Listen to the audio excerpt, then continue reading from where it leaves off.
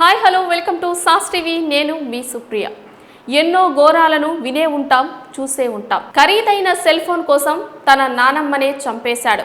ఆపై ఆ శవాన్ని ఇంట్లోనే పాతిపెట్టాడు. ఇలా ఫోన్ కోసం తన సొంత నానమ్మనే కిరాతకంగా మట్టుపెట్టాడో మనవడు. ఈ సంఘటన ఆంధ్రప్రదేశ్ కర్నూలు జిల్లా గోనెగండ్ల మండలంలో చోటు చేసుకుంది. దీని గురించి మరిన్ని వివరాలు ఇప్పుడు చూద్దాం.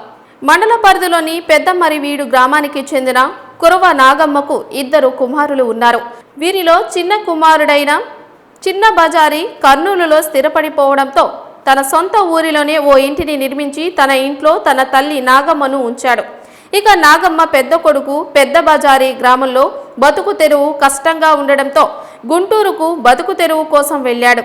అయితే వారి కుమారుడు వెంకటేష్ అక్కడే ఉండి చెడు వ్యసనాలకు లోనయ్యాడు. ఇందులో భాగంగానే తనకు ఖరీదైన సెల్ ఫోన్ కావాలని, వాటికి డబ్బులు లేకపోవడంతో ఓ మాస్టర్ ప్లాన్ వేశాడు. ఇందులో భాగంగానే తల్లిదండ్రులకు మాయమాటలు చెప్పి వెంకటేష్ పెదమరివీడుకు వచ్చేశాడు.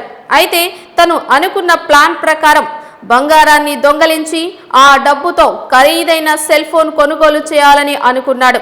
ఇలా అనుకున్నాడో లేదో మార్చి 4వ తేదీ సాయంత్రం నాగమ్మ ఇంటికి మనవుడు వెంకటేష్ వెళ్ళాడు. అక్కడే నాగమ్మ గొంతును నులిమి హత్య చేశాడు. ఆపై నాగమ్మ ఒంటిపై ఉన్న 2.5 తులాల బంగారు ఆభరణాలను తీసుకున్నాడు.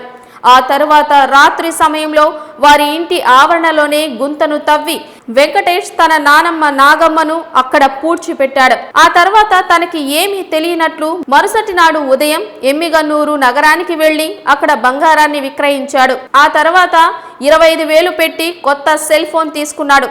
ఆ వెంటనే సాయంత్రం గుంటూరులోని తన తల్లిదండ్రుల దగ్గరకు వెంకటేష్ చేరుకున్నాడు. పరిస్థితి ఇలా ఉండగా మార్చి 13వ తేదీన నాగమ్మ చిన్న మనవడు గోపాల్ గ్రామానికి వచ్చాడు. ఆ సమయంలో తన నానమ్మ ఇంట్లో లేకపోవడంతో అనుమానం వచ్చిన అతను గోనెగండ్ల పోలీస్ స్టేషన్లో ఫిర్యాదు చేశాడు. పోలీసులకు గతంలో వెంకటేష్ నాగమ్మ దగ్గరకు వచ్చిన తర్వాత ఈ సంఘటన జరిగిందని కనుక్కొని వెంకటేష్ ని పోలీసులు తమదైన శైలిలో విచారించారు.